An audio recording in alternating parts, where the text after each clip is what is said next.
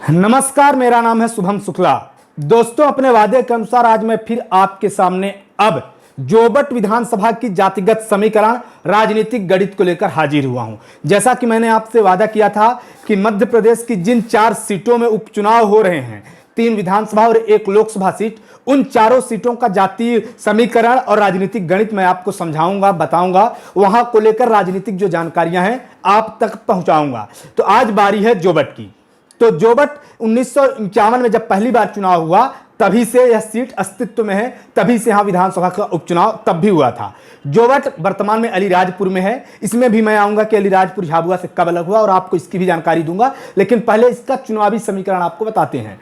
जोबट जब 1956 में मध्य प्रदेश का बंटवारा हुआ, 1 नवंबर 1956 को छत्तीसगढ़ अलग हुआ मध्य प्रदेश से, तब से अब तक यानी 1957 में जो चुनाव हुआ था तब से लेकर अब तक जोबट में 14 बार चुनाव हो चुके हैं विधानसभा के, जिनमें से 11 बार कांग्रेस जीती है, 2 बार बीजेपी जीती है और 1 बार सोशलिस्ट पार्टी ने यहां पे बाजी मारी है। सोशलिस्ट पार्टी ने जीत दर्ज की है।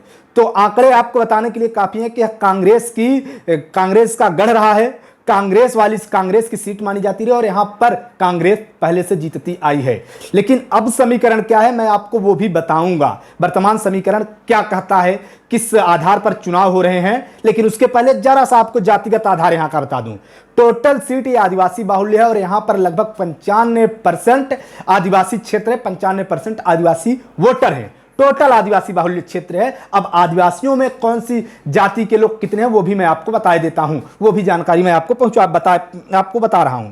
इस सीट पर 95% आदिवासी वोटर हैं, जिसमें भील, भिलाला और पटलिया प्रमुख जातियां हैं। इनमें से 40% भील है, 5% पटलिया और 55% भिलाला समुदाय के वोटर हैं। यानी जो 97% आदिवासी हैं उनमें सबसे ज्यादा 55% भिलाला है, 40% भील है और 5% भिलाला समुदाय के वोटर हैं। जो ये भिलाला, भील ये सब वोटर हैं, ये सब आप जानते हैं कि आदिवासी वोटर हैं और ये आदिवासी बाहुल्य सीट रही है। अब बताते हैं आपको कि प्रत्याशी किसको किसने उतारा है।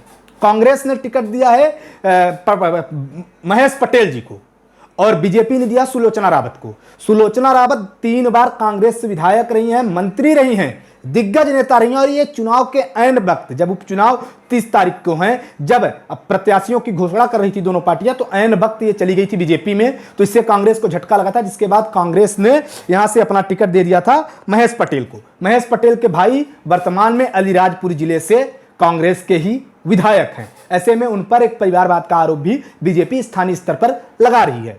अब आते हैं सीट का। जब अपना 2008 में जब ये वोट, मतलब 2008 में जब अलग हुआ था अलीराजपुर से, झाबुआ से अलीराजपुर अलग हुआ, पहले यह सीट थी झाबुआ में, फिर उसके बाद 2008 में झाबुआ से अलग होकर अलीराजपुर जिला बना 17 मई 2008 को, तब यह चली गई अलीराजपुर में। तो वर्तमान में अलीराजपुर सीट के अंतर्गत यह सीट आती है। अब यहां पर टोटल मतदाता है 2,75,000, जिसमें से पुरुष हैं 1,37,000 और महिलाएं भी 1,37,000 हैं, मतलब लगभग बराबर इक्वल है। अब 2018 में कौन था, तो 2018 में यहां से जो प्रत्याशी थी वो कलावती भूरिया थी और इनका जो निधन है तो 15 अप्रैल 2021 को कोविड के कारण हो गया था, जिसके बाद यह सीट खाली थी। यानी यह अभी कांग्रेस के पास थी 2018 में। अब वर्तमान समीकरण आपको बता देता हूं। दोनों प्रत्याशी टक्कर के हैं, लेकिन इसमें कोई डाउट नहीं कि सुलोचना रावत का वहां वर्चस्व रहा है। सुलोचना रावत वहां 3 बार कांग्रेस की विधायक रही हैं। सुलोचना रावत दिग्गज नेता है, जबकि महेश पटेल का यह पहला विधानसभा चुनाव है।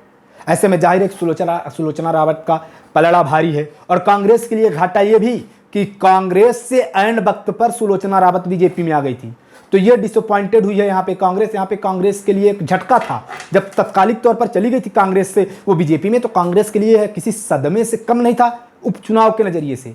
तो नो डाउट सुलोचना रावत यहाँ पे मजबूत कैंडिडेट है।